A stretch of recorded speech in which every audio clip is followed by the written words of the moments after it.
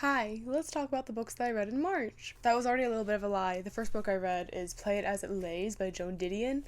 I cannot talk about this book, even a little bit. I might talk about it another time. Hint, hint.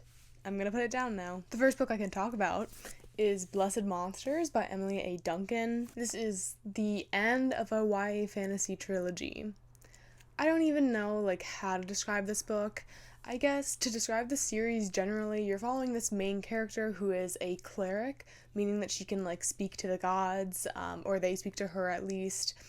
And she's the only one left, so it gives her kind of a status. And in her country, she's hidden away in a monastery because her country is currently at war with another country that does not believe in gods and that her country views as heretical. Oh my god, it got so dark right now. Jesus. Okay, give me 1 second. It's still a little dark, but that's just gonna have to do, and everything's fine. Where was I?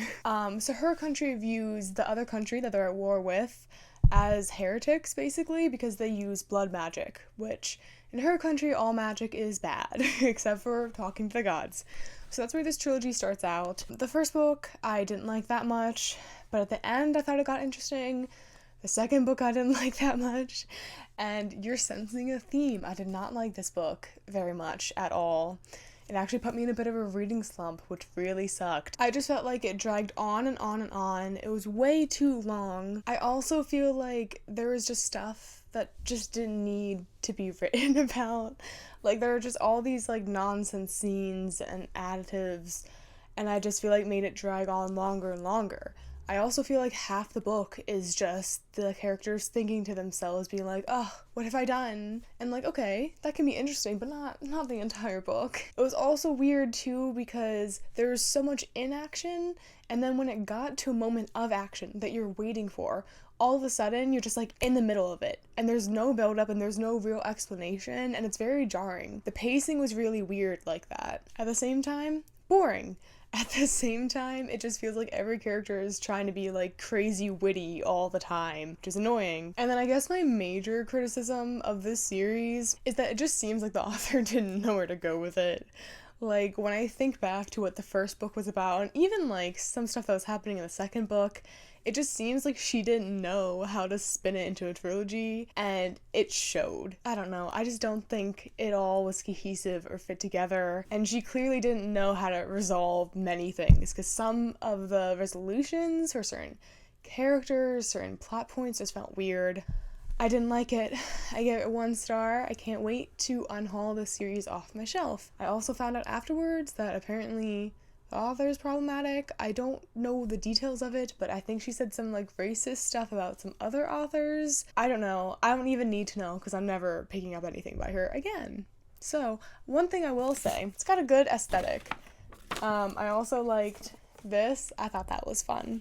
And I think as a whole, I like the themes of religion and losing faith, and I guess some of the political intrigue was okay, but it's not worth it. Don't read it. Don't pick it up. I wouldn't recommend. And the next book is the last book I read this month because I'm in law school and my life is hell, so I only read 3 books, but I'm still making a video about it because it's okay to only read 3 books a month, and I want you guys to know my thoughts. So the next book, after that long-winded thing, is The End of Policing by Alex Vitale? I don't know, I'm really sorry. This is a book that I was really excited about.